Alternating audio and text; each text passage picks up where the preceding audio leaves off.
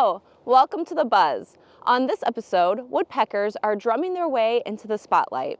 Learn who they are and how to attract them into your yards. Then we'll take a moment to review the past year and tell you stories of what really happened when filming. Can I get a drum roll, please, on this episode of The Buzz?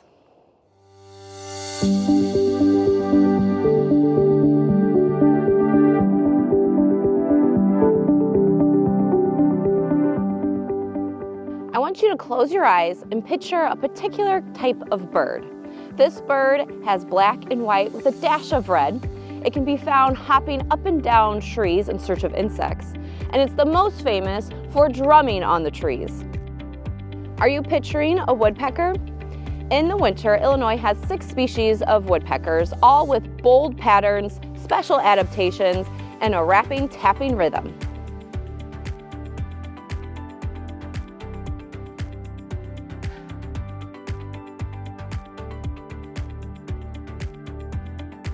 Woodpecker may not be the most creative name, but it is descriptive. These birds do peck, and all that hammering does have a purpose. Several, actually. Pecking at the bark of trees uncovers food like insects, including insect eggs and larvae. The woodpeckers can also take this food on the go and store it in a previously carved hole for later. On top of creating pantries for food storage, they also create homes. Their beaks are perfect for the job, hammering in little tree cavities. And they don't only make it for themselves, but also for the other birds in the neighborhood. Tree cavity nesters like nuthatches, chickadees, and bluebirds will use abandoned woodpecker holes.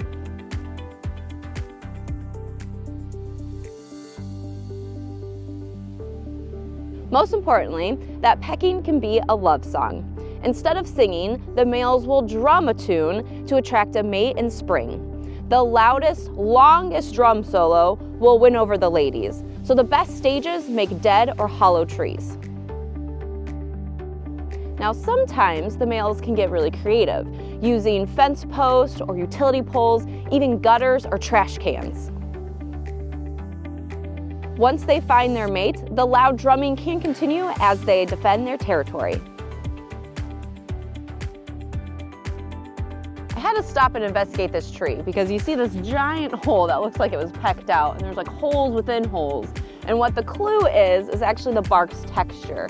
This isn't just the tree itself. This is all sorts of little signs that beetle larvae were chewing and crawling here. So this tree had tons of insects, and woodpeckers came in and definitely found those for a good snack.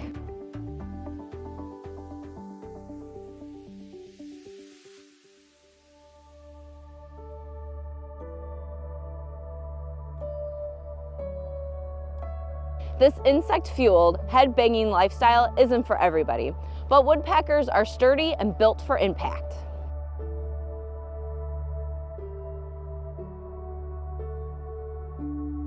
To ensure they don't get daily concussions, woodpeckers have small brains that are fit tightly in their skulls. Since the brain is tightly fitted in there, it doesn't move much with all the hammering. Dense bone on the outside of their skulls, paired with porous bone on the inside, helps distribute the force of the banging around their skull and not their brain. Plus, their frontal bones work together with the muscles at the base of their beak to act like shock absorbers. Depending on the woodpecker, their tongues can be sticky or end in a barbed tip to help grab onto those squirmy insects. And their tongues are long. They can extend 2 inches past their bill. When not in use, they wrap around the top of their skull. Woodpeckers have zygodactyl toes to help them grab onto tree trunks. This is a different toe arrangement than other songbirds. They have 2 toes in front and 2 in back that help them latch on and make it easy to hop up and down the trees. When they're ready to stay steady for a hammering session, they'll use their stiff, strong tail feathers to prop them up like a kickstand. Now that we know how these birds are built to survive all that pecking, let's take a moment to learn their names. They can get a little confusing being the same color patterns, but the more closely you look, the easier it is to see how unique they really are. Let's start with the more challenging pair, downy woodpecker versus hairy woodpecker. Overall, downies tend to be more common in suburban areas, but if you live in an area with tall, mature trees, you could have both.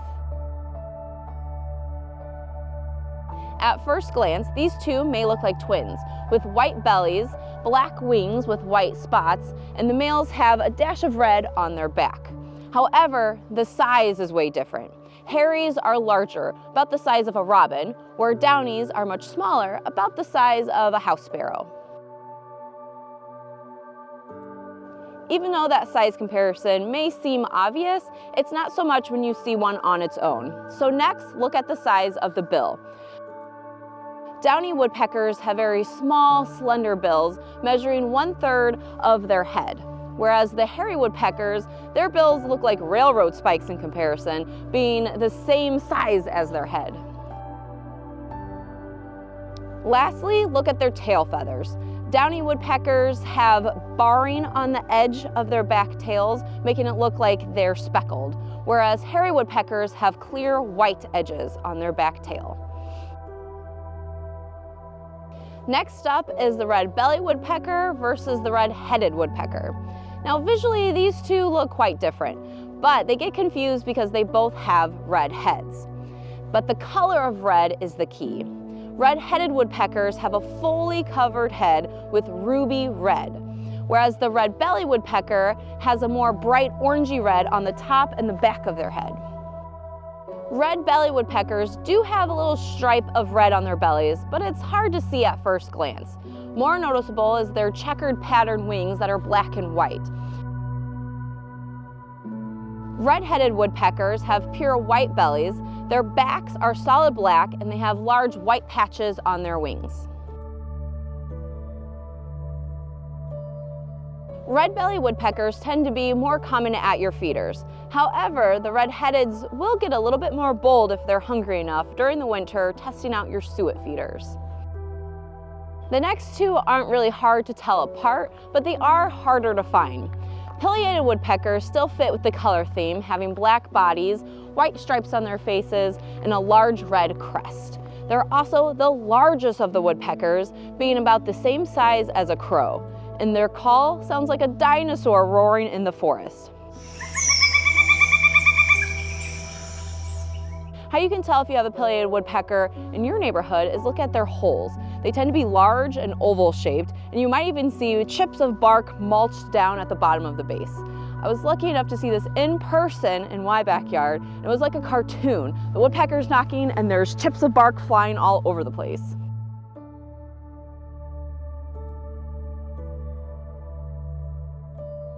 Northern flickers are probably the most unique out of the woodpecker family. They're a gray or tan color with black polka dots on their bellies. Both males and females have a red patch on the back of their head, but the males will have a black mustache color below their eyes. Now, both of them, when they fly, you'll see a flash of bright yellow on the underside of their wings. Northern flickers will also spend the most time on the ground because they prefer eating ants and beetles. Now, come winter, they'll switch over to more nuts and seeds, so you will see them at your feeders. Now that you know how they're built and who they are, I have one more challenge for you. Attract them to your backyard. An easy way to welcome them into your space is providing feeders like peanuts or suet.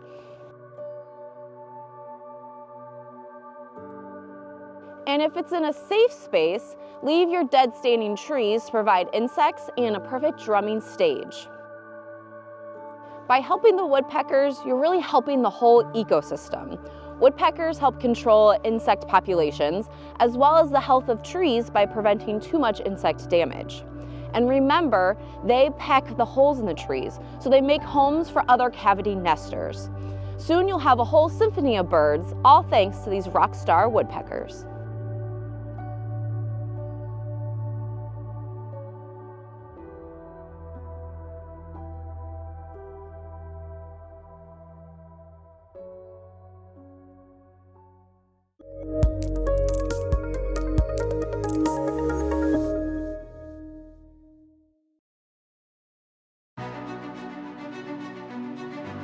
want to do more to protect nature, inspire discovery, and connect people with the great outdoors? You can when you support the Nature Foundation of Will County. This nonprofit charity raises funds through support from donors, organizations, and the business community to help support the Forest Preserve District of Will County's mission.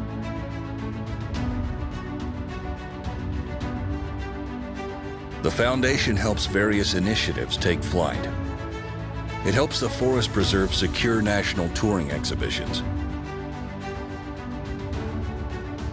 It pays for new amenities such as campground welcome stations and bike repair stations on Will County's regional trails.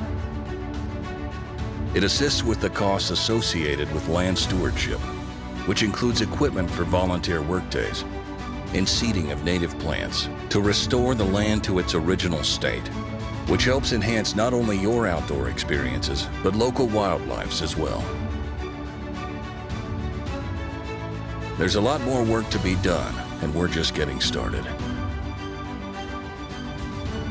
Roll with us on this adventure and become a champion for nature, so future generations can appreciate and explore everything Mother Nature has to offer. Donate today at willcountynature.org.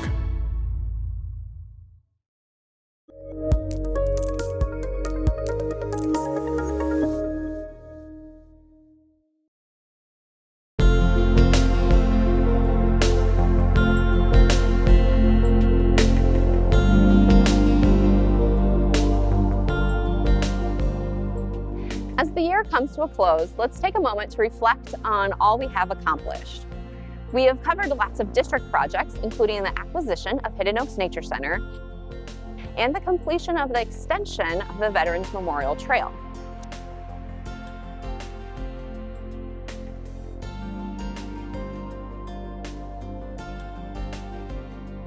We learned more about turtle research with our wildlife ecologists, and history came to life with inside views of Vermont Cemetery and Riverview Farmstead.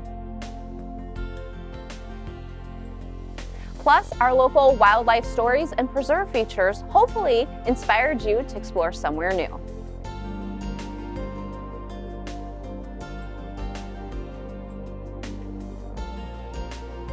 Our goal is to present these topics in an engaging and polished way, but there are several moments that don't make it into the finished product.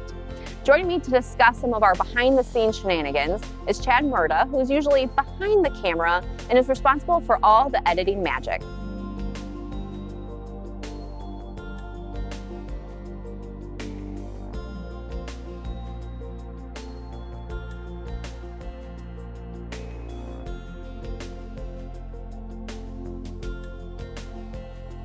Sometimes I get asked how you guys battle with all the weather.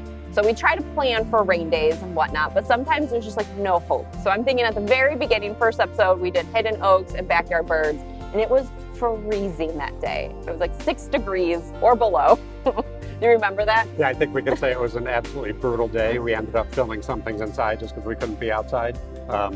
We faced a lot of battles with the equipment. Cameras freeze up, batteries don't last nearly as long as you think they would. Lenses fog up, and it's just an ongoing battle to try to get the shots that we need without freezing out. Without freezing the cameras. Yeah, I remember just like even having a hard time talking because it was so cold. And then of course my eyes are so sensitive. So if it's too windy, too sunny, my eyes are tearing, and it could take a lot of like, hold on. And some of those are the best outtakes. Yes, which I'm sure we have. There'll be 2 common finches in your backyards. And the first one is the house finch. Now the house finch was just blah, blah, blah. The house finch was originally in the western. Another winter moment I remember is at Messenger Woods. We were looking for tracks. We had a lot of success with tracks, better than I thought, because some of these things I'm like, well, I'm just gonna have to see what we find. And we actually found more than tracks. Right, we found a nice little blood trail, and we followed that trail pretty much as far as we could until we lost it, but we were really hoping on hitting the jackpot at the end there. Yeah, it was kind of a continuous like journey of like, but wait, we have to keep going straight to see what it is. We never figured it out. Many of our segments include wildlife, like creature features, and it would really help if the wildlife was there. And sometimes we've been lucky. So I'm thinking of Hamel Woods with all the deer. Right, that was an amazing one. We kind of knew where there's a spot where they congregate. So I went out there early in the morning before we started filming, and as I'm rolling in the parking lot, there's just a ton of deer out in the field. So I was able to pull in, set up the camera, and they actually started coming closer to the camera and just going about their business. So it gave us lots of good options to get some really good footage. Even when I showed up, they were still cool. I could speak, tell them to do my thing, and they were just right behind me on my shoulder. So yeah, it doesn't usually work out that good. yeah. And then we also have a lot of like B-roll. So you're talking about like filming them ahead of time. Can you explain how important B-roll is for the buzz? I mean, I think it's crucial when we're talking about an animal. We want to be able to see the animal and demonstrate some of their behaviors. So one of the things we've done since we started shooting video about 6 years ago is we save every piece of footage that we have and catalog it. So I can often go back to other stuff that we've had, or we do get stuff when we're out in the preserve, or even for a particular segment, we will go out and just spend a considerable amount of time in the preserve at certain locations to try to get the wildlife that we know we're talking about. Yeah, so it's a little bit more visual, so you're not staring at my face the whole time. I appreciate that. And speaking of wildlife, another one that comes to mind that is probably one of our greatest days, at least for me, and hopefully a lot of viewers at home, was the snake day. At Goodnow Grove, when we pick a topic, we think, okay, where are there snakes? And there's a lot of snapper pond, northern water snakes, and they were just everywhere. It was probably one of the most amazing filming days in person that I've had. We're out there and there are snakes crawling across the trail, there are snakes hanging in the trees. I posted lots of field trips there where I show kids where all the snakes are, and sure, there are like one or two, but that day we had to like almost avoid them to not step on them. There were so many. Snakes are for sure out. There is one that just keeps on crossing the trail, so we gotta make sure we watch our step. It is so cute though. I think I just love them because they don't have arms or legs. They're just kind of slithering around. And it was really cool to remember the mating. We had a little mating ball. Yeah, that was really a cool to little see. snake party is what I call that. That's even better when we catch that on film. And most of the times, wildlife really doesn't cooperate. Even when we have our resident reptiles on scene to like make things easier, still doesn't go smoothly. So I'm thinking of when we used our turtles for the cross the street segment. So you safely learn how to, transfer a turtle. When we put it in the car, we had a little bit of surprise. Do you remember that? Yeah, we kind of pulled onto the road and we got everything set up in the spot where we're going to be. You went to go get the turtle back out of the car and it's no longer in its box. I mean, it was in a tall box. I really thought it was fine, and I looked in the box, not there. Luckily, it was totally fine. It was just a little bit over. It didn't make a big tumble or anything, but it was just a little surprising. And then I also wanted to show, it was a snapping turtle, if you remember, and I wanted to show that a snapping turtle like snaps. And I thought, oh, it eats all the time. Will you just get it to eat on camera? Not that day. Nope, had nothing to do with food that day. So you never got to see that. Maybe in the future, we'll see it again. Sometimes we bite off a little bit more than we can chew with like our adventure rec segments. I'm thinking kayaking on the DuPage River. We thought it was just gonna be a 2-hour thing. Turned out to be much longer. Turned into about a 4.5-hour trip. We didn't know how much we were going to really need to get on the river and wanted to get as much footage as possible. So we started at Electric Park in Plainfield. Idea was to get out at Hamel Woods, and that was a brutal, brutal day. It was really windy. I just remember paddling against the wind pretty much the whole time and thinking like, oh, it won't be long. Shame on me. Didn't put my sunscreen on. I got burnt so bad. And I never get sunburnt, and that was the worst sunburn I've had of my life because a certain part of my shorts was higher than it normally is, the area that never gets sun. That never gets sun. We'll remember that one. But we also got, I would never regret it because we got so much great footage. We saw bald eagle. We saw tons of fish in the water. And we got some nice underwater footage that we normally wouldn't otherwise get. Yeah, totally worth it. Just a little adventure. And a little behind the scenes knowledge is we're a team of 3. And when something like that, we're really a team of 2. Like how to film something on a kayak is kind of difficult. But it's not easy. We've got a large 3-person kayak. There's 2 of us squeezed into it, and I'm actually sitting backwards facing Susie. So there's a lot of different things you have to take into account. And 4.5 hours on a kayak, I'm real happy nobody was filming me getting out of it when we got back. Sitting in the same position. And we had a guest speaker, Jennifer Hammer was there. So trying to catch her floating while we're floating, and the wind is taking us a different direction. Like we had to kind of really plan out, okay, we're close, now go. Right, it was a challenging shoot all the way around.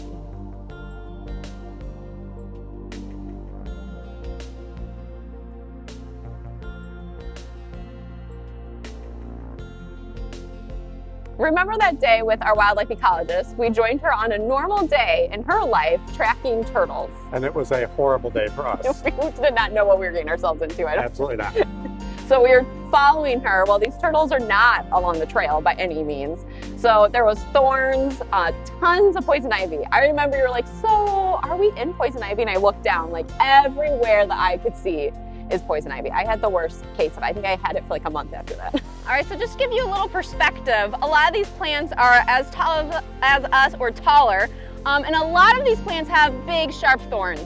So that's been an adventure. And then if you look down on the ground, it's just an ocean of poison ivy. So I give these techs a lot of props as they're just, I've already lost them. They're like disappeared in here as they're searching for these turtles. Yeah, at one point, I think you were bleeding. Right, you're like, hey, do you know you're bleeding? No idea how that happened. No, there were so many thorns, a lot of tall plants, but it was really exciting to see these turtles that navigate that every day. I mean, they're just a whole different load to the ground, I guess. Right, you know it's a good day filming when you rip your pants, you're a hot mess, and you tell everybody you're not coming back to the office. Yeah, you're right. doing them a favor. Whew. So today it's raining and we're making it work coming inside, and with our schedules we still have all of our other responsibilities that we do, so we really have to squeeze in these film days, and sometimes we just have to deal with the weather. So I'm thinking the day at Hadley Valley we kept checking and checking about that thunderstorm. Right, we were supposed to film in the morning and it was just scattered. There were scattered storms popping up. We kept pushing it back like an hour, 2 hours, an hour. Then we decided, you know, we're just going to go for it and see if we can make it work. Weather was fine. As soon as we got to Hadley Valley, raining directly over Hadley Valley and nowhere else. Yeah, and we did what you will notice in the shelter. I'm in the shelter with a rain jacket trying to do our thing. And then later it finally opened up. It was so sunny. I think I had a sunburn that day too. It got Just real humid so real weird quick. how it could change. There are some challenges when we're filming at some of our preserves. Thorn Creek comes to mind when they have kind of the thinner trails and we're trying to walk and talk and it's natural. There's roots, there's elevation changes. Right, and walking backwards while filming is not easy, and you kind of have to map out a path behind you, keep one eye behind you, and hopefully you don't wipe out and create a big blooper. Yeah, sometimes I wish I had a camera so we could just watch all the crazy stuff you have to do to make it work.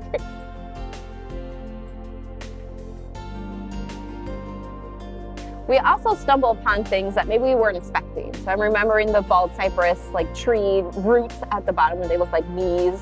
And we also found salamanders out there. Yeah, I mean, I've hiked out there a couple times and have never seen the cypress roots. But it was nice because all the water was gone, so they were exposed, and we got an interesting view while we were out there. Yeah, it was very unexpectedly dry for the season we were in. So you never know what you're gonna find. A common question I do get asked is if there's a blooper reel. And of course there's a blooper reel. You know, I'm not perfect. None of us are, whether it's not knowing the answer that I thought I knew and the guest speaker is just, nope, that's not how it went down. Or I can't spit out the lines. And another fun feature of the creek is that it flows 2 different ways. Not here. Oh, dang. Sorry. McKinley Woods also connects to the INM Canal State Trail. INM Canal State Trail. McKinley Woods also connects to the INM Canal State Trail. McKinley Woods also connects to the INM State Canal. Nope. Nope. McKinley Woods also connects to the INM State. Next year is our 4th season of The Buzz. We've already plotted out a little roadmap of all the topics we want to cover. Is there anything you're really looking forward to? I think some of the segments that we have planned out that are kind of like field adventures with staff, even though we kind of say how those are our more difficult days, but we are gluttons for punishment, and I do think it makes better segments and really sheds light on what goes on in the preserves day to day to kind of maintain and restore all the land that we have. Yeah, those are the best ones to me. They're the most authentic because we're meeting people and what they're doing and what they're passionate about. So that gets me really excited when Becky is freaking out about her turtles, when we're like bleeding at thorns. Those are the days. And for me, I get a little anxious about it because I have no idea what to expect, and you just kind of have to roll with the punches. And I'm also excited next year. We're really kind of keeping track of what's trending on our social media and our websites, what you guys are really liking and engaging with, that maybe we can't dig into the details on a social media post, but we can dig into it on The Buzz. Or a lot of times our segment ideas come from what are the questions we're getting over and over on social media. because we know that's what people are interested in and they want to get the answer to. I'm happy to dig into some of those topics. Thank you so much for watching The Buzz this year. I hope, if you haven't already, subscribe to our YouTube channel to watch all the episodes of The Buzz, plus more nature content. Starting in January, we'll begin Season 4. Make sure to share this with your family and friends, as there's sure to be moments you won't want to miss.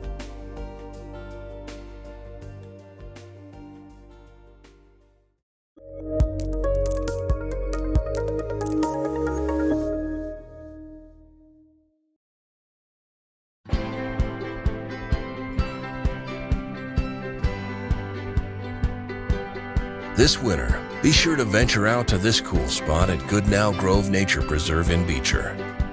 There's so much to do and see. Soak in some amazing scenery, hit the sled hill with enthusiasm, or simply chill out in the Nature Center and learn some new things.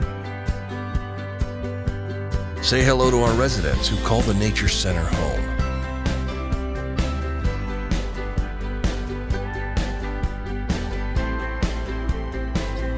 Get an inside look at a working beehive. See how many birds you can count at our very busy feeders. Browse the gift shop. And don't forget to get a dog park permit for your four-legged friend. Plum Valley Dog Park is just minutes away.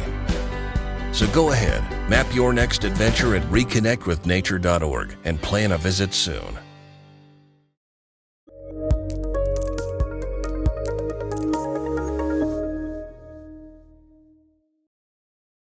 Thank you for tuning in to Season 3 of The Buzz. We ended on a high note celebrating our rock star woodpeckers, and we hope you got a little laugh out of our behind-the-scenes memories and antics.